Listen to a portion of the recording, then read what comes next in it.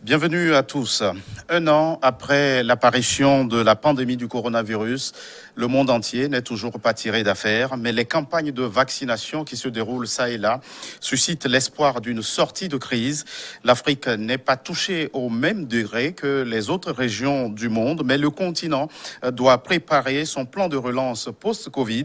Quelle perspective pour l'après-Covid-19? Analyse sur ce plateau avec Safiou Raji. Vous êtes économiste, expert comptable. Merci d'avoir répondu à notre invitation. Je vous remercie, cher Gaëtan, et merci pour votre très belle invitation. Monsieur Raji, la pandémie du coronavirus est venue mettre à nu les défis en matière de santé en Afrique. Quelle réforme de nos systèmes de santé sur le continent? D'abord, si vous permettez, monsieur Gaëtan, je voudrais d'abord féliciter le continent pour tout ce qui a été fait pour résister, pour avoir une riposte à la hauteur des enjeux concernant cette crise sanitaire. En fait, il faut parler véritablement de séisme sanitaire, parce que ça a causé un certain nombre de crises systémiques en dehors de la santé. Je me réjouis de ce que le continent a fait parce qu'on avait très peu de moyens pour résister à cette crise et on nous prêchait le pire. On imaginait le pire pour le continent, même la catastrophe, le cataclysme pour ce continent. Donc, il faut se réjouir de ce que nos États, mais aussi les intégrations régionales et l'Union africaine ont vraiment joué leur rôle. Et je voudrais citer un exemple, ce qui a été fait par l'Union africaine en termes de coordination, la mise en place de la structure qui était pilotée par Tidjane Thiam pour négocier la question de la dette qui pesait et qui allait compliquer la riposte pour les pays africains. Donc ça, c'est un exemple de choses qu'il faut garder et essayer de prolonger ça dans l'avenir, parce qu'il ne faut pas attendre des crises pour avoir une capacité de négociation. Et au-delà de ça, si je reviens maintenant dans notre région et à l'échelle de notre pays, il faut se réjouir de ce que notre pays a été considéré comme étant exemplaire. En ce qui concerne Vous parlez du Togo. La stratégie de riposte. Il y a des mécanismes d'assistance, d'accompagnement qui ont été mis en place. J'ai été très impressionné aussi par le fait que même dans le domaine économique, un certain nombre de propositions ont été retenues et l'État a donné des allégements, y compris des allégements fiscaux spécifiques à la période du Covid. Donc je voudrais d'abord me féliciter de ce que nos États ont eu des réactions globalement positives. Un satisfecit par rapport aux efforts. Maintenant, ça n'occulte pas les défis qui restent à relever. Ça ne change rien au fait que les défis restent considérables. Mais moi, je suis de nature optimiste. Je commence par parler de ce qui a bien fonctionné avant d'aborder la question de défis. Et il faut le dire aussi, je parle de ce qui a fonctionné par rapport à ce qu'on nous a prêché de pire avant. Donc c'est une façon de rétablir la réalité des faits. Maintenant, pour ce qui est des défis, le principal défi qui se pose à nous, c'est le fait de revenir à l'essence même de cette crise. On parle de crise sanitaire, mais quand vous regardez un peu les choses de près, c'est vraiment une crise de type humanitaire. Parce que vraiment, les problèmes que ça pose, ça dépasse largement le cadre humanitaire. Ce sont vraiment des questions de survie, des questions de résilience, des questions de résistance, de survie qui se posent dans certains États. Donc, il y a un certain nombre de questions qui nous obligent à nous remettre en cause dans la vision et la conception même de la santé. Et je voudrais dire ici que toutes les approches qu'il y a eu au niveau des partenaires au développement qui consistaient à vouloir donner un certain nombre d'indications sur la manière de concevoir le développement doivent être revues aujourd'hui à l'aune de ce que nous a donné comme leçon la crise sanitaire. Alors concrètement, une refonte pour constituer la solution et se rapprocher davantage de ce troisième objectif du développement durable des Nations Unies. Bien sûr, parce que si on ne le fait pas, les prochaines crises seront d'une fatalité extraordinaire. Il se trouve en fait que notre continent a beaucoup de fragilité, mais aussi elle a beaucoup de potentialité. C'est à nous de considérer maintenant la question de la santé comme étant une question centrale, cruciale. D'abord parce qu'elle correspond aux premiers besoins des êtres humains partout dans le monde, à la principale préoccupation de toutes les familles. Donc, ce n'est qu'une juste rétablissement des choses que le fait que la santé devient le premier sujet du monde aujourd'hui. Ce que je voudrais dire par rapport au continent africain, c'est que on prévoyait des ratios de dépenses de l'État et de l'éducation avant, et tout ça a été considéré comme étant des dispositifs d'accompagnement social.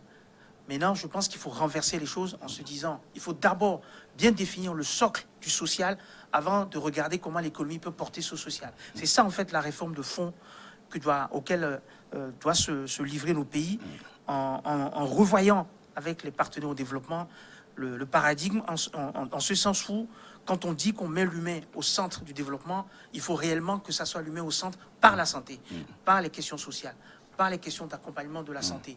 Et c'est très important aussi par rapport au fait qu'on est le continent qui a le plus de population jeune et que la question de la santé de la jeunesse, c'est crucial. Si on laisse nos jeunesses partir avec des handicaps au niveau sanitaire, on aura beaucoup de mal après à rattraper et à compenser. On peut même perdre notre bénéfice, notre atout démographique si on ne fait pas cette réforme qui recentralise la santé au cœur de tout dispositif de développement. Alors, même si elle reste moins touchée que les autres régions du monde, l'Afrique doit faire face à ces effets dramatiques liés à la pandémie du coronavirus. Quel tableau dressez-vous de ces effets au niveau économique sur le continent? En fait, le premier effet, c'est, quoi que l'on dise, le ralentissement, voire l'arrêt de l'activité.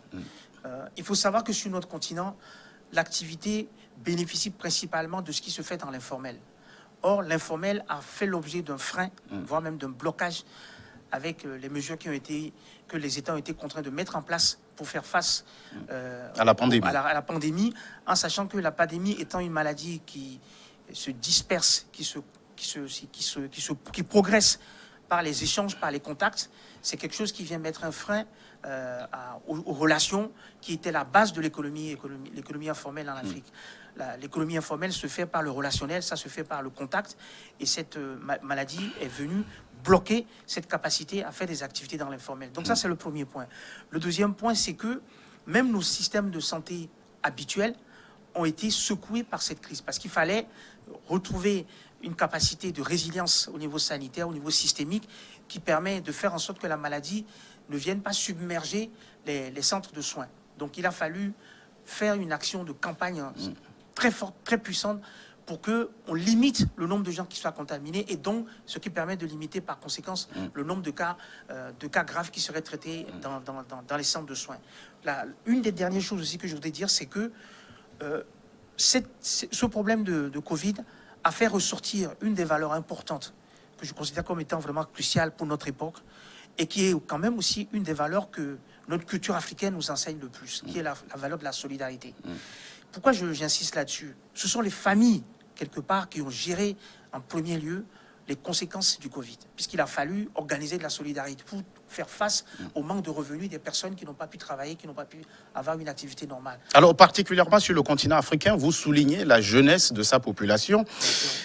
Quelle approche, quelle solution innovante aujourd'hui pour cette jeunesse, et notamment une jeunesse à laquelle on prêche l'entrepreneuriat comme solution efficace pour résorber le problème de chômage? D'abord, je voudrais, avant de parler de la jeunesse, planter le décor de notre époque. Notre époque était marquée par deux révolutions ou deux transitions importantes. La transition écologique, qui était vraiment ce qui s'est imposé à notre époque avec l'accord de Paris et tout ce qu'il y a derrière comme enjeu climatique pour éviter les dégâts que font les changements climatiques sur notre monde, notamment dans les pays non développés. Et puis il y avait la transition numérique. Vient s'ajouter à ça maintenant une transition sanitaire qu'on doit organiser. Or, il se trouve que les jeunes sont au carrefour de toutes ces transitions-là. Que ce soit pour l'écologie, le numérique ou le sanitaire, si on ne met pas le paquet sur ce qui doit revenir en fait comme investissement au capital humain au niveau de la jeunesse, on passera à côté de l'essentiel. L'atout qu'on a pour réussir ce pari, relever ce défi, c'est que le numérique, aujourd'hui, les jeunes se l'ont approprié en Afrique. Ils se l'ont approprié en Afrique. Donc, une des préconisations que je voudrais faire, c'est qu'en fait, on essaye d'orienter l'accompagnement des jeunes vers le numérique, par le numérique. Et je vais te donner un exemple qui illustre un peu le propos. Il y a une initiative forte qui a été prise tout récemment en France, qui s'appelle Initiative France, et qui reprenait exactement le projet que je suis venu vous exposer ici, à savoir qu'il faut mettre en place une plateforme qui soit d'abord numérique. Il y aura aussi une partie physique et présentielle, parce que c'est impossible de faire de l'accompagnement sans avoir du présentiel et du conseil en direct. Mais je me réjouis du fait que dans Initiative France, on a repris l'idée qui consiste à dire l'accompagnement de l'entrepreneuriat, c'est pas de venir de temps en temps injecter de l'argent, injecter de la formation, injecter de l'expertise. Non, c'est d'être capable d'identifier toute la chaîne d'activité d'un jeune, de l'idée qu'il a de projet ou de parcours de vie, parce qu'on n'est pas obligé, tout le monde, d'être dans l'entrepreneuriat, jusqu'à la réalisation de son entreprise, au développement de l'entreprise. Et ce que Initiative France fait, et dont je voudrais qu'on puisse s'inspirer dans nos pays, c'est qu'on puisse, à la limite, identifier pour chaque jeune un parcours de vie. C'est vrai que c'est très ambitieux, c'est vrai que c'est très complexe de dire que chaque jeune fait l'objet d'un suivi individualisé. Mais je dis clairement que c'est l'enjeu aujourd'hui si on veut réellement faire de notre société une société d'espérance pour chacun des jeunes. Alors, vous appelez à accroître les investissements, et notamment dans ce secteur du numérique. Nous avons vu le cas d'autres pays, les États-Unis par exemple, qui viennent d'adopter un plan de relance de plusieurs milliers de milliards de dollars, 1900 milliards de dollars précisément. Est-ce que vous pensez que nos pays peuvent s'en inspirer? Il faut des plans ambitieux comme ça? De toutes les façons, tout le monde a besoin de plans de relance. Tout le monde a besoin de plans de relance. Sinon, ça sera très compliqué. Parce que le retard qu'on a pris, les glissements qu'il y a eu avec la pandémie, si on ne met pas à nouveau la machine en route pour faire repartir la croissance et donc avoir la création des emplois et les ressources dont nos pays ont besoin, ça sera très compliqué. On aura des crises en cascade, en fait. Donc c'est ça, en fait, l'enjeu de la relance. On fait la relance pour que nos pays puissent tenir la route. C'est vraiment un enjeu de survie économique et sociale. Maintenant, en ce qui concerne le contenu de la relance, je pense que les Américains, comme ils l'ont toujours fait depuis l'époque du New Deal, ils savent, quand ils sont en situation de difficulté comme ça, aller jouer la planche de billets pour faire fonctionner et redémarrer leur moteur économique. Dans nos pays, c'est un peu plus complexe. Ça repose tout le débat sur le franc CFA, etc., où on n'a pas la capacité, comme on le souhaiterait, de libéraliser la capacité de l'économie à injecter des fonds dans l'économie dans des moments spécifiques. Je rappelle que dans le monde entier, la plupart des pays qui ont voulu d'abord parer à l'essentiel pendant la pandémie ont injecté de l'argent. Je cite juste l'exemple de l'Union européenne qui a voté pour la première fois un fonds pan-européen de 750 milliards pour l'ensemble des pays européens. Les États-Unis viennent de le faire avec les 1900 milliards de dollars dont vous avez parlé, qui a été voté par le Sénat il y a quelques jours. Il faut qu'au niveau de nos pays, on milite, on plaide pour qu'il y ait un plan global à l'échelle du continent dans ce sens. Alors, et concrètement, le financement de ce plan ne doit pas faire l'objet des blocages que je qualifierais de mécaniques, de réflexes restrictifs. Il faut qu'on se dise qu'on est dans une situation exceptionnelle, et à situation exceptionnelle, il faut des moyens et des approches exceptionnelles.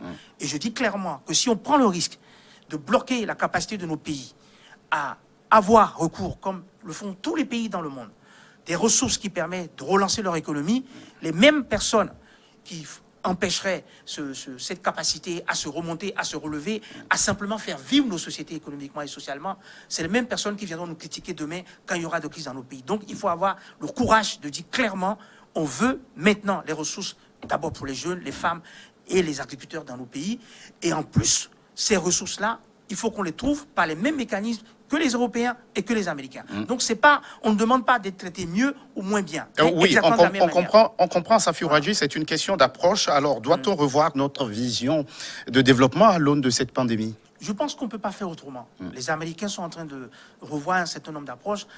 Dans le budget qui est voté là par les États-Unis pour accompagner la relance, il y a un chèque qui est envoyé à certains Américains juste pour relancer le côté demande de l'économie. Dans nos pays, ce n'est pas des choses qu'on peut faire facilement, comme je vous le disais, à cause des restrictions qu'il y a au niveau de la BCAO. Mais je fais un appel solennel aux différentes institutions internationales pour qu'ils ne laissent pas l'Afrique être traitée différemment des autres pays. Je demande juste la même chose, pas plus et pas moins. Et au-delà de ça, au niveau même de l'objectif qui est prévu dans les ODD concernant la santé, c'est une obligation maintenant de résultats. Ce n'est plus une obligation de moyens pour les pays d'avoir une capacité à donner la santé qu'il faut pour tous. C'est vraiment devenu un des critères, un des marqueurs même de notre époque. Maintenant que la santé... Obligation de résultats. Alors, nous n'avons pas assez de temps sur ce plateau. Alors, dans cette démarche, quel va être le rôle au niveau diplomatique? Qu'est-ce qu'il y a comme approche au niveau diplomatique? Et surtout, que faut-il attendre de la diaspora pour réussir ce pari? En fait, en matière de diplomatie, il y a trois choses qui comptent. Il y a trois choses qui permettent de faire de la bonne diplomatie. La première chose, c'est le pouvoir, la puissance. souvent la défense et le pouvoir militaire. C'est le premier instrument de diplomatie. La deuxième chose, c'est l'influence, la capacité à influer sur les choses, à peser sur les choses. Et la troisième chose, c'est la communication. Parce qu'une fois qu'on a la puissance et l'influence, il faut être capable de communiquer sur ce que l'on fait et faire partager l'intérêt de ce que l'on fait. Et je veux prendre comme exemple ce que fait notre pays. Je ne le dis pas parce que je viens du ministère des Affaires étrangères, parce que je vais citer des éléments qui sont objectifs. Mais je me réjouis de faire partie d'un ministère dirigé par le professeur Robert Dussey, qui est un exemple de ce que l'on peut faire en matière de diplomatie aujourd'hui. C'est incontestable. Sur les 3 derniers mois, juste pour illustrer mon propos. Très rapidement, très rapidement. Je vais aller vite, parce que c'est là aussi que se joue la différence que va se faire le continent par rapport à l'avenir. Il a été plaidé, le cas du Mali et du développement du continent, auprès de Le Drian en France, auprès de Lavrov. Il a déjà fait ce travail-là de soutien des difficultés en ce qui concerne la paix et le développement dans le continent, dans le cas des accords des ACP-UE. Il vient de faire organiser, sous la présidence de notre chef de l'État fort, Gnassingbé, la première réunion à l'extérieur sur le groupe de soutien du Mali. Tout ça, c'est une façon de démontrer la capacité de l'Afrique à s'occuper de ces problèmes. La capacité de l'Afrique à être l'auteur des solutions aux problèmes africains. Ça, c'est un axe qu'il faut avoir en termes d'innovation. Et très rapidement, le dernier volet de cette question concerne le rôle de la diaspora. Pour ce qui est de la diaspora, ça rentre dans la catégorie de ce que j'appelle influence. Et je vais donner un élément de définition très simple. Il faut que dans nos pays, on considère un peu la diaspora comme les amis et les soutiens de nos pays à l'extérieur. Merci. Voilà. Merci beaucoup, Safiou Radji, d'être passé sur ce plateau. Vous êtes économiste, expert comptable. Merci à vous qui êtes restés en notre compagnie.